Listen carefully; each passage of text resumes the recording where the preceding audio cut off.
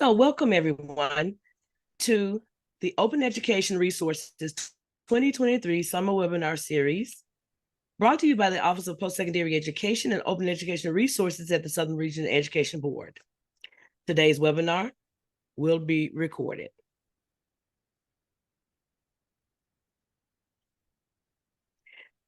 The OER program at the Southern Regional Education Board is funded by the William and Flora Hewlett Foundation in collaboration with the Regional Education Compacts to form the National Consortium of Open Educational Resources.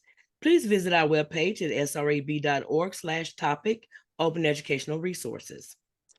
Today's webinar is a report on research done as part of a national focus on open educational resources by the National Consortium of Open Educational Resources. Again, this is a collaboration of the Midwestern Higher Education Compact, the New England Board of Higher Education, the Southern Regional Education Board, and the Western Interstate Commission on Higher Education. Today's guest, we welcome Gina Johnson, principal and co-founder of Data Empowered Consulting. Gina focuses on improving knowledge management and data-informed decision-making in post-secondary education. Also joining us is Jenny Parks, Vice President of Policy and Research, Midwestern Higher Education Compact. Jenny leads the exploration, development, and implementation of projects that help Midwestern post-secondary institutions improve the way they serve students. Also joining us today is Liliana Diaz. Liliana is a senior policy analyst at WICHE, and she'll be joining in on our topic today, which is about course marking in U.S. colleges and universities. To handle our Q&A today, I will be the point person for that. You feel free to type your questions into the Q&A window or in the chat. They will be answered in the order in which they are received. You may drop questions in the chat during the webinar, and our panelists will address them as they come to that point in their presentation. Here's my contact information if you have any problems accessing this webinar on a Play for Demand following today's session. Thank you for attending and enjoy the webinar. Thank you, ladies, for agreeing to come. Okay, I have a new share today. So you able to share your screen, Gina? Yes. So today's webinar is on OER course marking at U.S. colleges and universities. At this time, I am going to turn off my video, and our panelists will bring their session to you. Welcome, everyone. As Charlotte said, my name is Jenny Parks. I'm the Vice President for Policy and Research at the Midwestern Higher Education Compact. For those of you who aren't familiar with us, we're the SREB of the Midwest. So welcome. We are excited to share this information with you. Next slide. Also, as Charlotte has indicated, the three of us presenting today are me, Liliana Diaz, and Gina Johnson. As Charlotte mentioned, this is all done in collaboration. We do a lot of our OER work in collaboration with our fellow Compact brothers and sisters, again, under the support of the Hewlett Foundation. And many of our projects either involve all four of us or just two or three of us.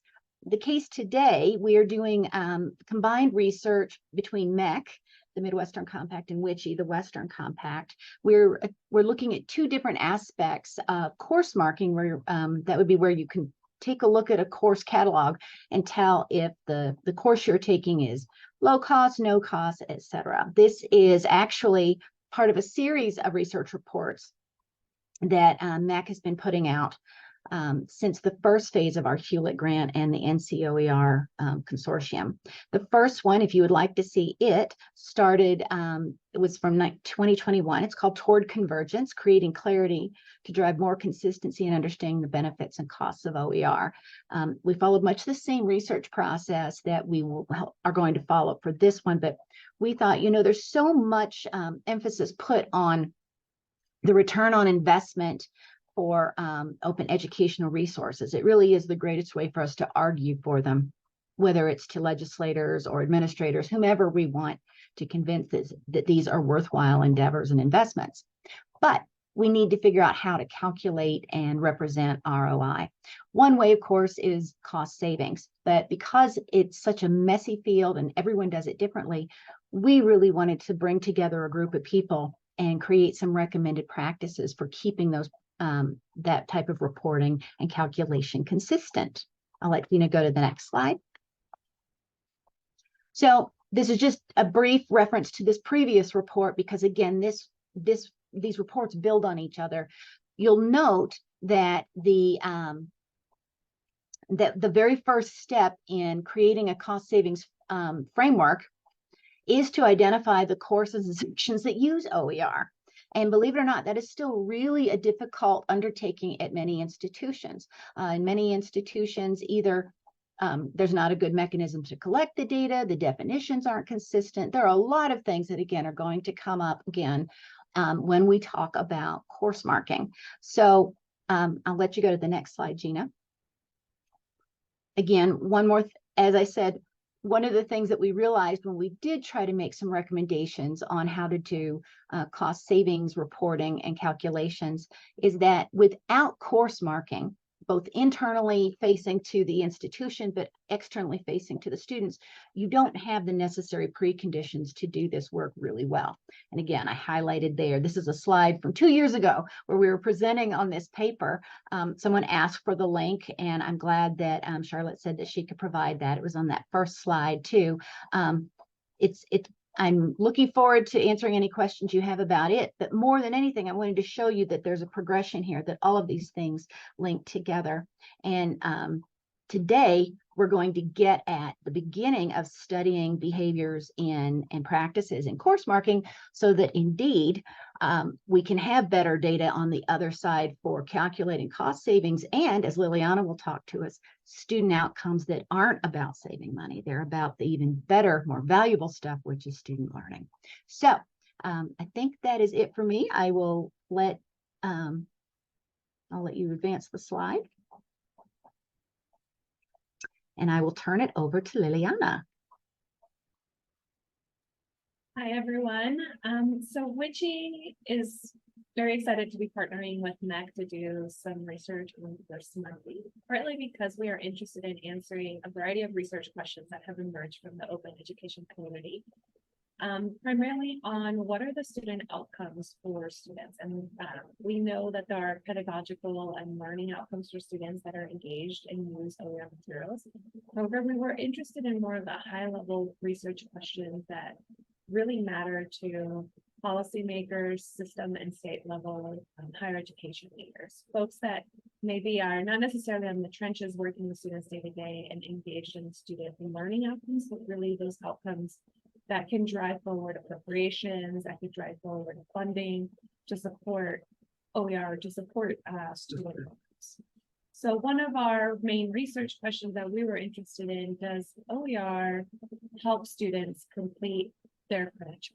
So if we go on to the next slide, WICHE engaged in a research study that we are finalizing currently at the moment, so we get a sneak peek of some of our results on does using OER help students complete. There were some challenges as we attempted to engage in that research question. So the first is that course marking is not implemented at all institutions for tracking specifically OER. And even bigger of a challenge is that institutions sometimes roll OER into a no-cost or low-cost course designation. So it's very difficult to pry out OER from that no-cost, low-cost designation. So we conducted a pilot study to see if we could even feasibly conduct this type of study to answer that question. And so we had a couple of institutions that we recruited that wanted to participate, and that's where these challenges emerged, that we just don't have that granular level of data because institutions either do not have course marking tracking OER, or they have course marking, but they track a no-cost, low-cost designation, and then they roll OER into that designation. So unfortunately for this particular pilot study, we had to default to the no-cost, low-cost based on the folks that were interested in this study. And that's where those data challenges emerge, which is why we're excited to be partnering with MEC to really explore course marking specifically for OER. And we do have some promising findings.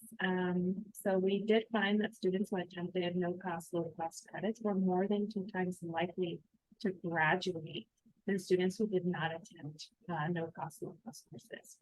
So again, there are some challenges with these findings, that it's not exploring specifically OER, but that no-cost, low-cost designation.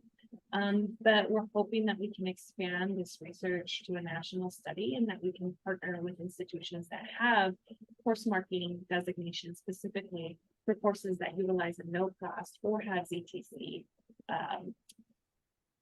pathways or degrees or ZTC courses.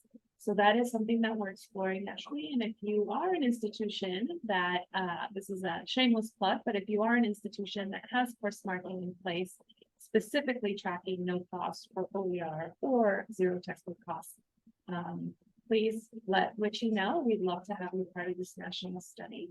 And we are looking forward to continuing this work with MEC to really dive deep and look at student completion and what impact OER or no-cost ZTC might have on that student completion.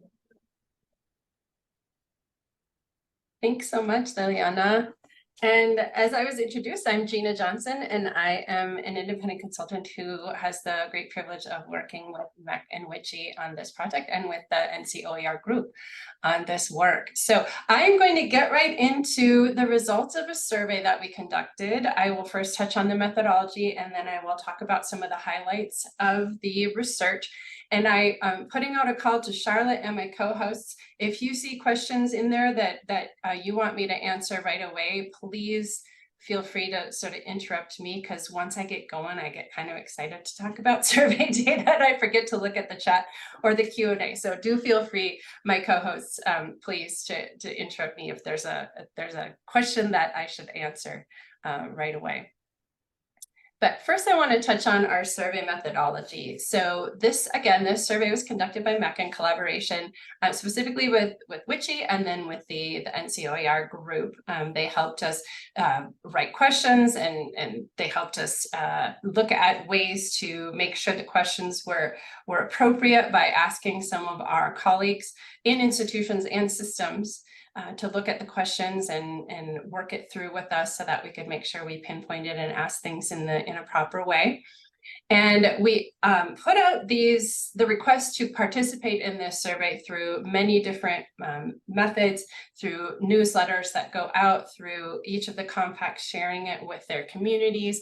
And so we do acknowledge that this research is really essentially a convenient sample of sorts, in that folks who were interested, who are part of those things, who, when they see something in a newsletter related to OER, that puts a light bulb over their head and they decide to click on it. But we did have 164 respondents representing 29 states, and I say states on purpose. I did not include territories and other places like Washington, D.C., only because we didn't have any respondents from those places. We certainly welcomed them and sent it out. But again, populations are small depending on where you're from. But we did have representation from 29 states across the United States. And the topics explored, which is what we're going to touch on in sharing our results here, were course marking and validation processes, motivations for course marking. Why is it that institutions or systems have undertaken this process? Use of data, to Liliana's point, we started to dig into and figure out how we can use these data once they have them at the institution or system level. And then we dug into and really had some great responses from folks, and we're excited to explore this further, which we'll touch on at the end with our next steps of course marking opportunities and challenges that systems and institutions have encountered in conducting this work. So our very first question in our survey, and that's sort of, those of you familiar with survey structure, that led us to guide respondents to different parts of the survey, depending on how they answered this very first one. But we asked at the very beginning, does your institution or system have a method for marking courses that use OER? And so as you can see, we had a little over a third who responded that yes, they have implemented a method for marking courses. Again, not We are not making any statements that this is representative of institutions as a whole. We're saying this is representative of the sample that participated in our survey. I don't have necessarily solid, numerical evidence for this, but I would suspect that it would be a little higher for those folks who responded to our survey, because again, they are the types of folks who are interested in this and would respond to a request like that goes out in a newsletter. So then we had 6% who said they aren't yet, but they are in the formal process planning stages of developing that. So they will move possibly in the next year or so into that yes category. Then we had 31% who are discussing developing a method. And then about a quarter of respondents said that this isn't even a topic that they have discussed at their institution or system. So once we moved through that, as I said, this actually sent people to different parts of the survey. And so some of these next questions, the results of those will be focused on those who answered yes, that they do have a method for implementing and marking courses. We jumped in and we asked them some questions related specifically to that.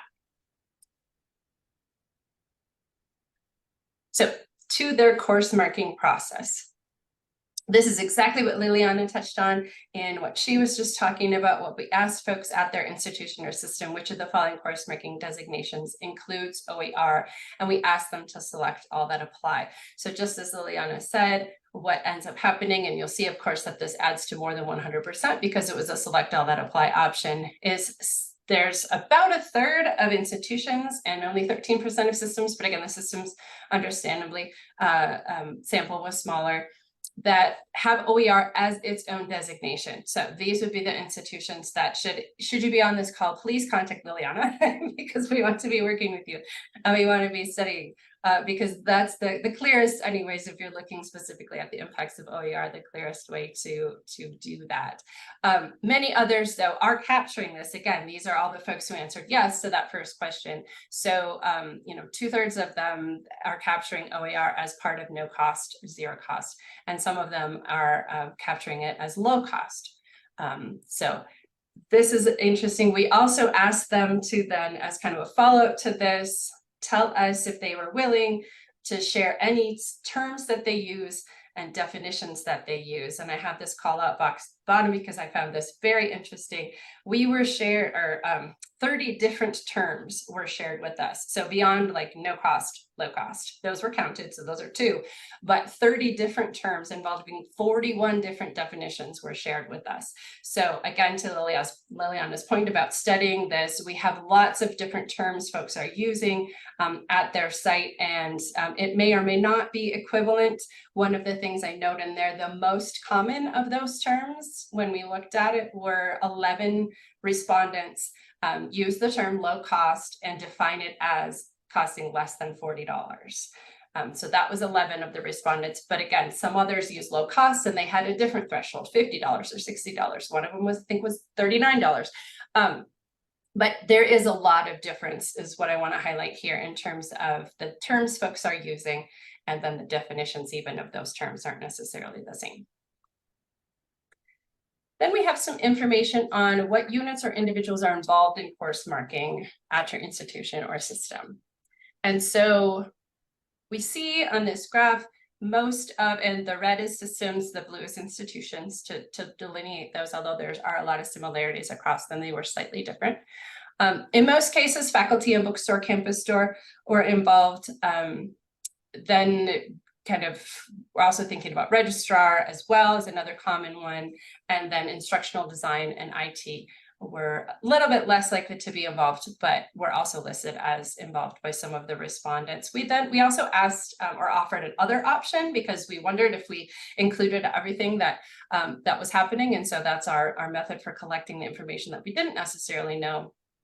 And we found academic affairs, academic departments, administrative assistants, course schedulers. Those were some of the individuals that were listed in that other category that we hadn't necessarily included on this. Based on the next slide, I'll just preview and I'll show it to you in a second.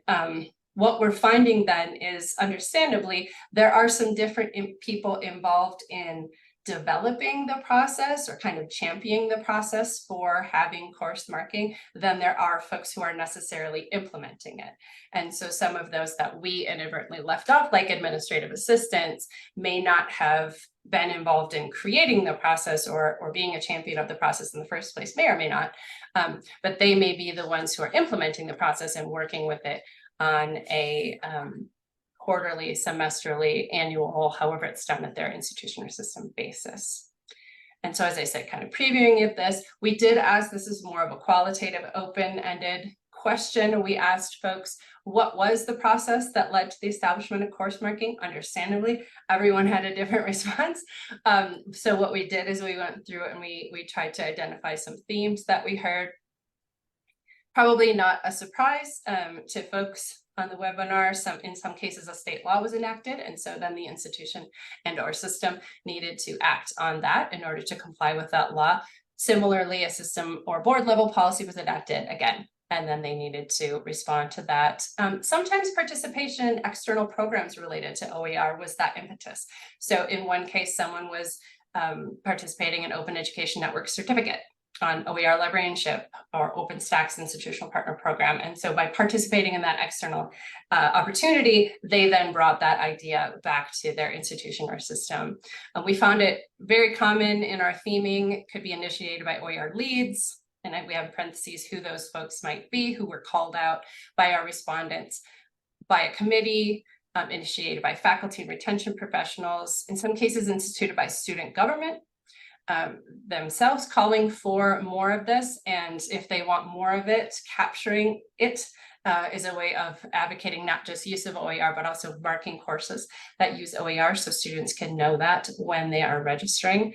And then in some cases, it was initiated in one place and then spread to the institution. So call out box there, 24% of institutions, about a quarter, and 25% of systems that responded to another question we asked, have a committee or a task force that oversees course marking of OER. We were curious about that, whether that is something in kind of a connection to whether one has OER course marking or not, but it's interesting to see that, I guess I would use the term only, I'm making a qualitative statement there, but only a quarter of them have a committee or task force in place that oversees some of this work. Then we were curious about where the data are stored for access within the systems for administrative purposes. Most commonly in the student information system, SIS, or course registration systems, what we call it on there, or the bookstore or catalog database in terms of institutions anyway. Course catalog, institutional website, library were some other responses that we requested. And then again, we asked other to see if there was others that we had left out that might be something that we want to roll up and theme. And so course schedule or scheduling app was a place, which of course makes sense, kind of like a course catalog, but more modern, I guess, in the terminology than I used when I wrote the survey. And then some of them explained the connection between some of these systems. So while it might go into a registration system, that registration system is connected to the bookstore or the course catalog in different ways. And so in some cases, you can't just say it's in one place because those systems are, fortunately, as someone who works in data in higher education, fortunately, they are connected. And so those data actually really exist in multiple systems because those systems are able to talk to one another. Then we asked for the validation process. So we asked first, is training provided for the individuals responsible for marking course data? And then we asked, when an individual marks a course, is there a process for checking it? So, or validating that those data are correct. So you'll see divided out institutions and systems, again, because we had the ability to do that in terms of our respondents. There was I guess I think not surprisingly, a bit of a large percentage of unsure because the person answering this survey on behalf of their institution or system may not be aware of training or a validation process. But as you can see, 33% of institutions, 13% of systems that responded have some sort of training process. And then in terms of a validation process, 42% of institutions and 25% of systems have a validation process. This theme also came up. I'll just preview this later on at the end of this presentation. We're going to touch on the two big open-ended questions that we asked related to what's working well and what are some of the obstacles.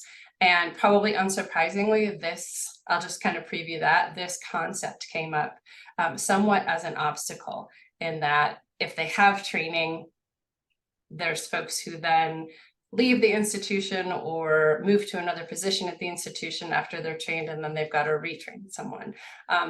Or there's a problem with the validation process and the ability to have a type of validation process in place.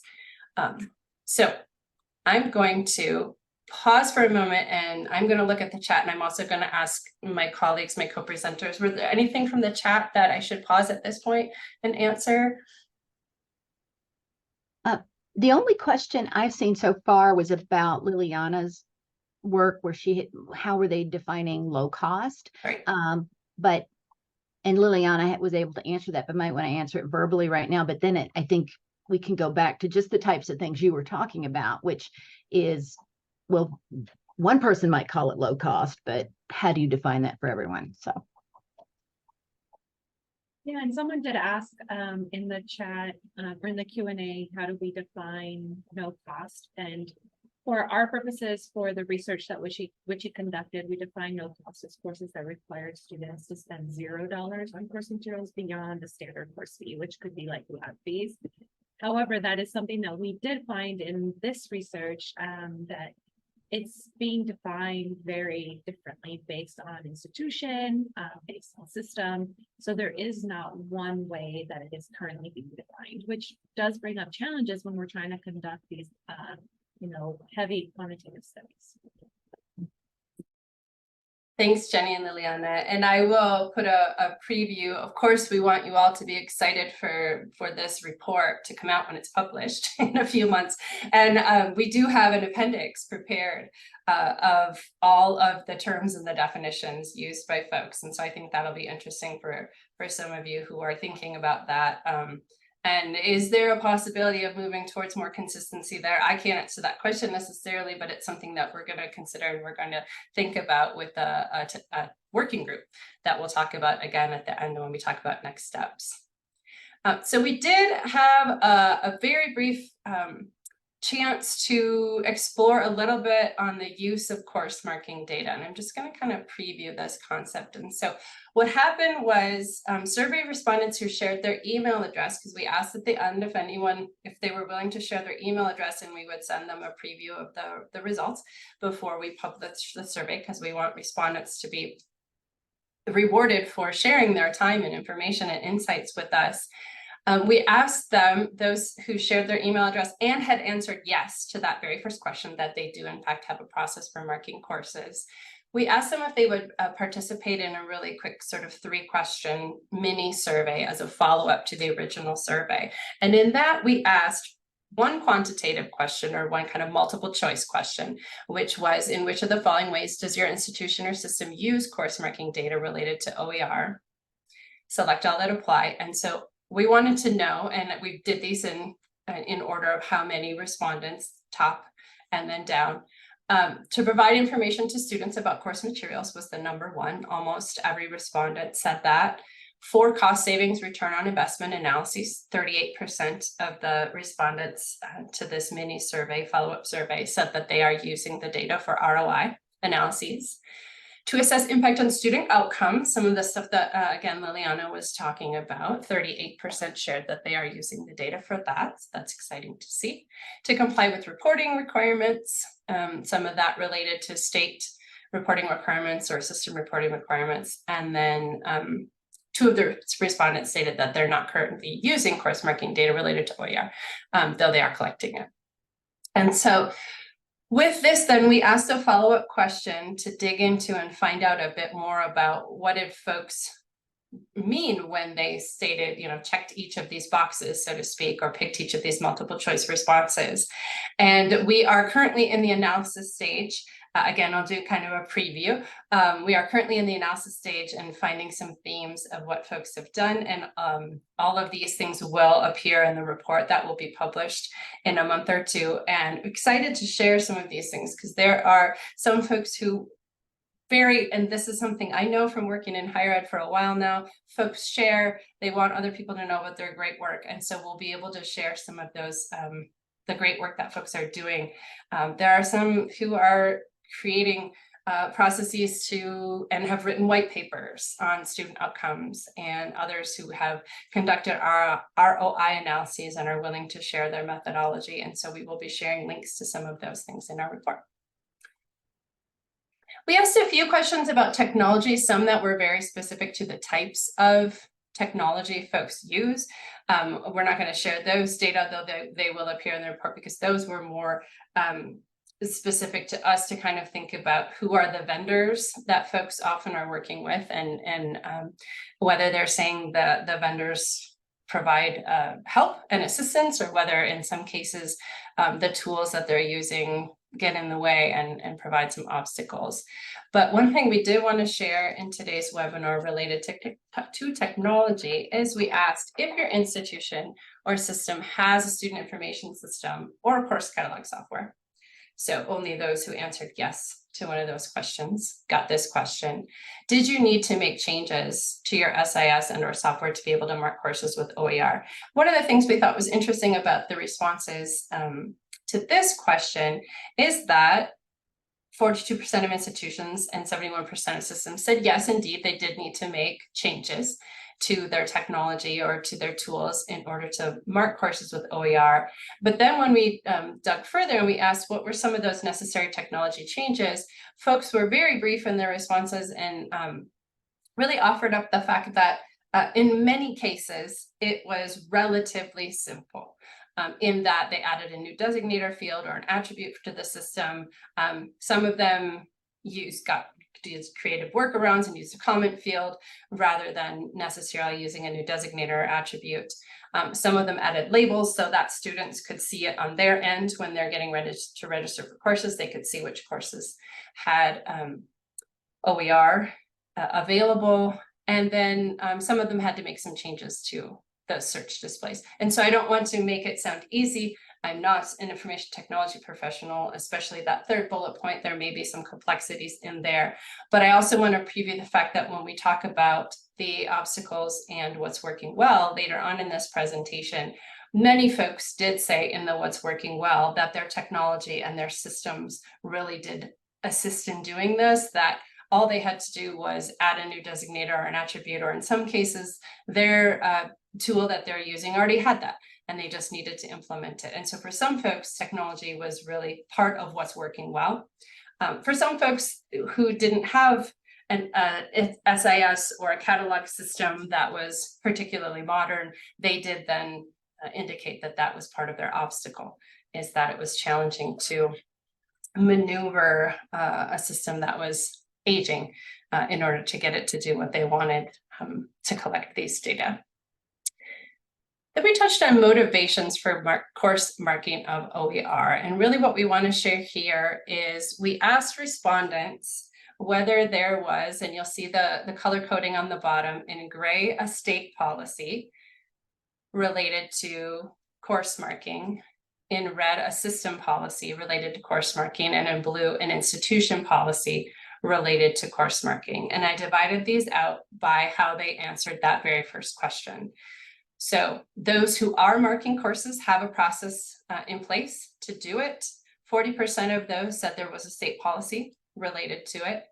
27% system policy and 15% institution policy. In some cases, folks took the open-ended text response, which I appreciated, to tell us that they didn't necessarily have to have an institution policy because their institution policy was to follow the state policy, which of course makes sense. So sometimes not a big surprise that the state policy is the longest, because in some cases you wouldn't necessarily need the policies at the system or institution level because you're following that policy that supersedes anything else.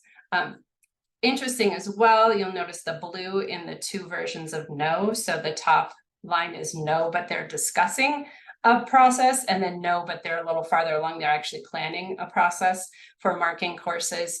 Each of those did indicate in some cases, there were some that said there was an institution policy.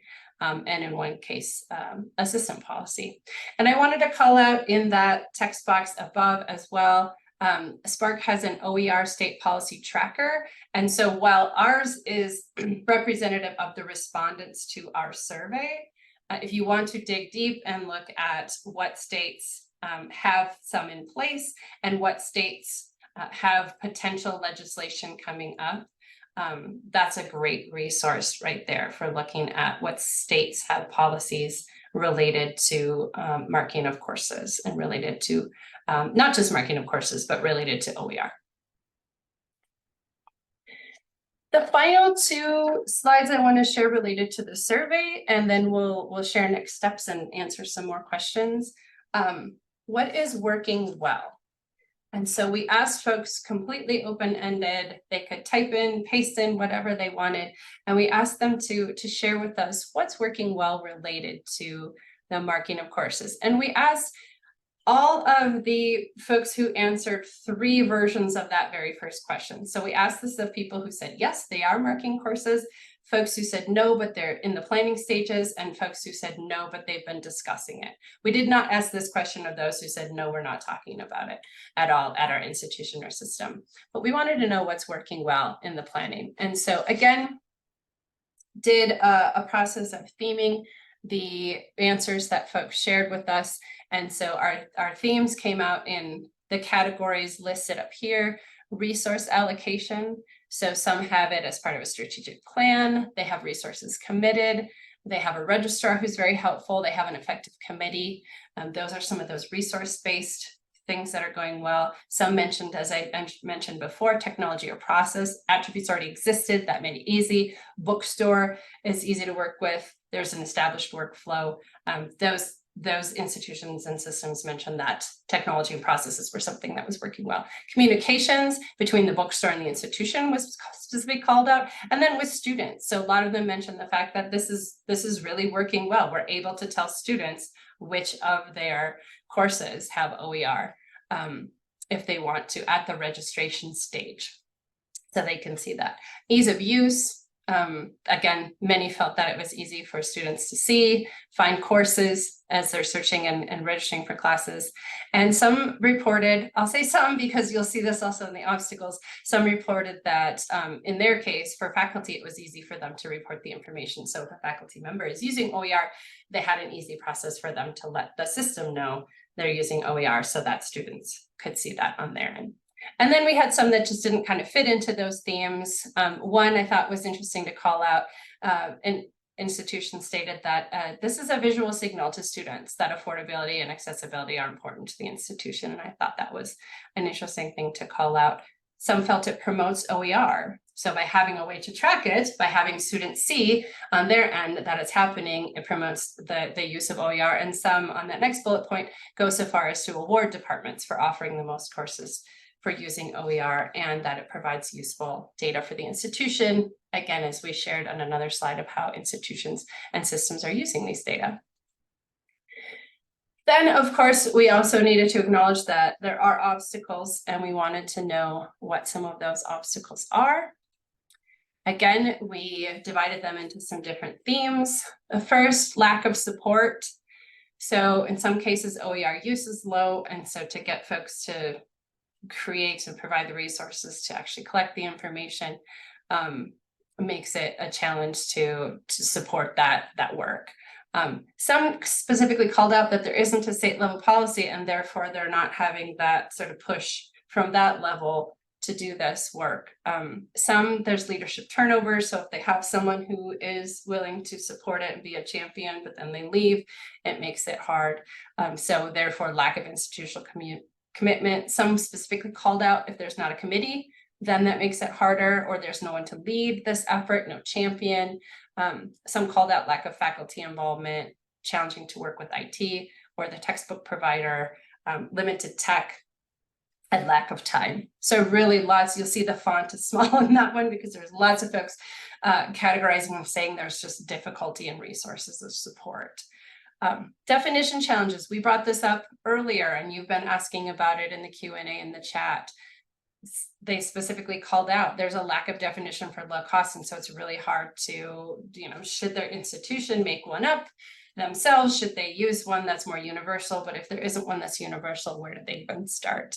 And then lack of clarity when faculty say no textbook required.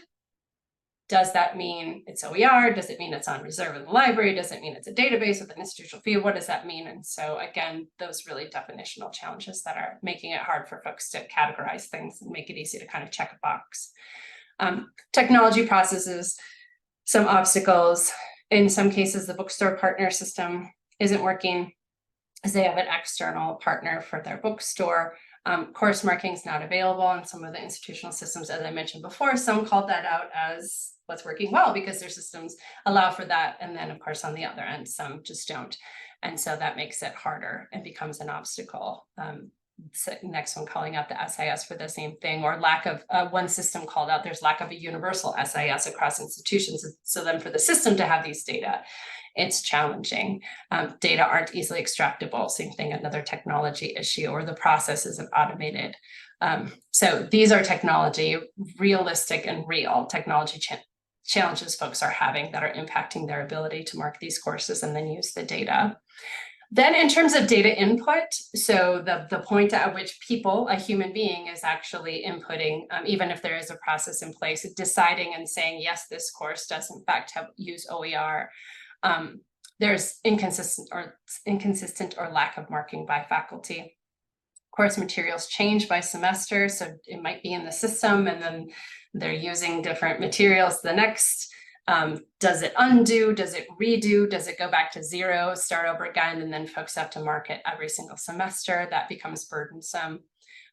Some folks called out the fact that you mark a course, but there might be multiple faculty teaching that course. One is using OER, one isn't. So then how do you note that in the system?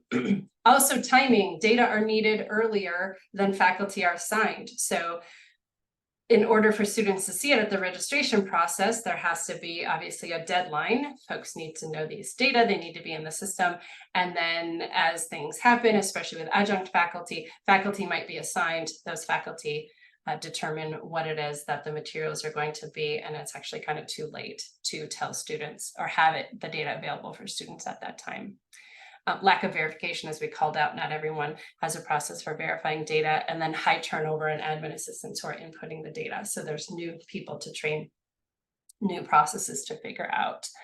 And then some called out awareness as obstacles, lack of student awareness that the data are even available. So they might have gone through this whole process of collecting the data and sharing the data, but students might not be aware that it's happening. And then lack of faculty awareness that they're the ones who need to initiate the marking process. So lots of folks shared ideas on how they're communicating and how they're doing these things, but it can be very, very challenging, especially at busy times of the year and when deadlines are approaching. Finally, I just want to share very quickly with next steps. We are in process, as I shared, with the survey data analysis. All of the quantitative stuff is done and graphed and everything else, but we're working through and figuring out how to share some of those themes that we learned in the more qualitative questions. And then we will be preparing and editing and working on publishing the report of findings in fall, so in the next month or two. And then we, much like we did with the first project that Jenny brought up at the beginning of this presentation, we are convening an OER course marking work group. We'll be meeting for the first time next month in early September, and we'll be meeting about monthly through February 2024 to look at some of these challenges, some of these what's working well, some of these ideas, to share some recommendations to the OER community about OER course marking. And then we will prepare a report of those recommendations and share what that work group came up with in late spring of 2024. And at that, I am going to open it back up and see, are there any other questions that we should cover, or anything Jenny and Liliana want to share as well? And Jenny, I think you're on mute if you're. Sorry. Yeah. I'll share that a couple of folks have graciously shared either their definitions or their policies and their information on their marking. So I assured them that we would be taking all of that information, into that which we are considering. And then we do have a comment from Rich Hirschman. He said, college stores often find significant error rates in faculty self-reporting in the schedule versus what is turned in for the official adoption, making markings where markings don't match criteria. Also, costs can change over a 4 to 6 month period between course schedule release dates and the start of classes. I think these are really great points and well taken, Rich. We appreciate that. Yeah. Definitely something we need to make sure that we're all taking into consideration as we're maybe trying to bring some consistency to these practices and some guidelines. Yeah, that's a really good point, because as we saw in some of those definitions, if the cutoff was $40 or the cutoff was $50, that 49 versus 51 can tip you into a different definition. Right. We're finding all kinds of, anyone who's ordered anything online lately and tried to have it delivered to their house has seen the costs are changing and all kinds of things. So. Yeah. Liliana, did you have something to share? No, I just think there is a couple questions in the Q&A. Oh, there are. Oh, That first one, I think you all might be more suited to answer. well, let's see. It says, thank you for pointing those out. When course marking was first proposed, it was described as a way to create pressure on faculty to adopt OER or meet certain low-cost dollar thresholds so they would receive this additional promotion of their courses or be able to teach certain courses sections in the case of a Z degree. Did your survey still see this as a goal among respondents? I don't know that we asked about it that way, but. Agreed. We didn't ask about it exactly that way, but I will say that there were, and this will be even more prepared. I don't mean to keep pushing it off to the report, but we'll be able to quote it even better in the report in terms of thinking about that, because there were some who did, and I don't want to quantify this because it was in the qualitative section, but I did see, at least one response where they were saying it's sort of a chicken and egg situation, because some felt that there wasn't necessarily enough OER resources, which I know that's saying resources twice by saying OER resources, OE resources. There weren't necessarily enough open resources to satisfy the faculty. And so even if they want to use it, they maybe can't find it, or they maybe can't, don't have the time or inclination to create those. I did think that was very interesting, and we'll have a link to this in our report, but there was a process, I believe it was Kansas State, right, that did the student focused process where the student government actually put some money aside and set up this grant. It got matched too, but they set up this grant to provide to faculty so faculty can create these resources. And then of course that kind of gets rid of that chicken and egg cycle, because if you can create them yourself, then they exist, they meet your satisfaction, and then they're available for other folks to use as well. So in some cases, there's some sort of really cool opportunities out there and ways of thinking about these things. But I'm going to copy that one down. Actually, thank you for that question. And so when we're digging in specifically to our open-ended responses, have that in mind as well. I do know that there was some mention of a Z degree was the impetus for creating the course marking. And I think that appeared on that slide related to that. So there definitely was mention of some of this, that there is that kind of pressure one way or the other, and kind of trying to figure out, if we can mark this and if students can see it, maybe more students will sign up for your courses. That kind of idea was definitely in some of these more open-ended responses. So I appreciate that question. Great, thank you. So we have another question, or another comment. About 25 to 33% of course sections never have assigned course materials, whether that's content or courseware to purchase or rent. How do you account for this existing baseline? Well, I think we just build it in, right? Yeah, that's a good question. we certainly in the survey we didn't ask about that, but I think it's a very good question, because what, you can't mark it as anything, can you? If it's not marked. Yeah. Well, I think this really does begin to get at one of the things that we've talked about, but we haven't dealt with specifically yet in the work, which is, depending on why we're doing this, it really matters. Are there no material costs? Are there no additional materials? Are they only low cost or free, or are they open? And I think further down the road, we're also going to see, it'd be nice to leave the door open for marking that allowed us to even get more granular and say, okay, well, you might use an OER, but do you use it the way you would use just any other resource? Or do you engage in open pedagogical practices and different ways of teaching and interacting with students and knowledge that is the real bonus of OER in the long run? And again, we're going to have to consider that. I don't think there are many places where they're ready to do that level of marking and reporting yet, but I don't see why that is not something that we can anticipate and at least begin to get the rudiments of that sketched out, what that might look like.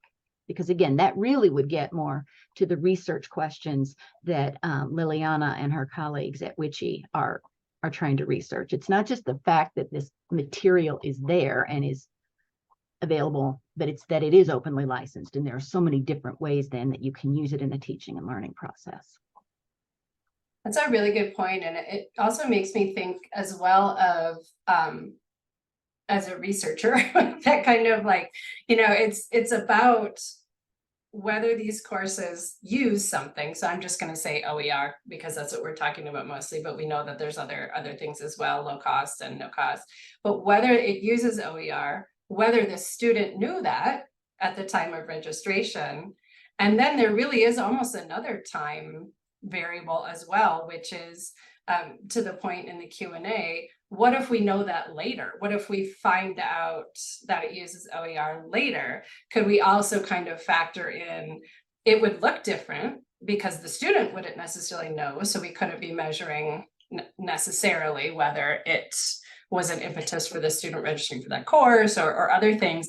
But to Liliana's point early on, when she was talking about the kinds of things they want to look at, would it be also interesting simply to know that OER was used, whether it was the student knew that when they registered or not? It's kind of another variable. Now that would of course then mean folks, when they're already pressured to do next semester stuff, are they willing to go backwards and catch up on those 30% that were mentioned in the Q&A? I don't know. I've worked in enough institutions where you're bulldozing to the next deadline that you aren't necessarily willing to go back and input data from before. But yeah, it's an argument for that, to see if we can kind of backwards fill in some of those data so you can use some longitudinal data. Liliana, in your research, were you using longitudinal data, or was it kind of a point in time? No, we use longitudinal Okay. data starting from 2013 through the most recent term, which I think was 2022 at the term of the study. So we did look at multiple academic years. Yeah. Great. Are there any other questions or comments?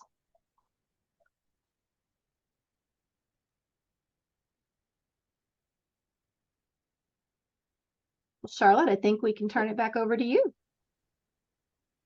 What a great webinar. Very informative, very smooth flow between the presenters.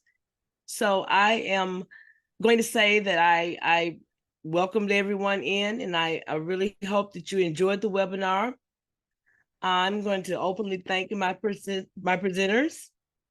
You can put your sentiments in the chat if you like. We have a few minutes. Again, Jenny, Gina, Liliana, thank you so much for doing this webinar as part of our summer webinar series. This is the last session in this series for 2023. Liliana just put her information in her contact information, which is lds@wiche.edu. Keep in mind, this webinar will be available on Play by Demand within 24 to 48 hours. If you have any problems accessing it, you may contact me at charlotte.daly@sreb.org. Trying to put it in the chat right quick for you. If we don't have any final questions, panelists, do you have anything you'd like to leave with the audience? Y'all talked out. Thank you for having us. This is a great opportunity for us to pull our thoughts together and talk about this publicly for the first time. Yeah, and I'm excited for the report to come out. We're, like I said, we're at the editing stage, so that's always that exciting feature. So please do watch for it because it should be out in the next month or two. Great. Okay. All right. With that, we say good day to you. Thanks again for joining us. Bye-bye.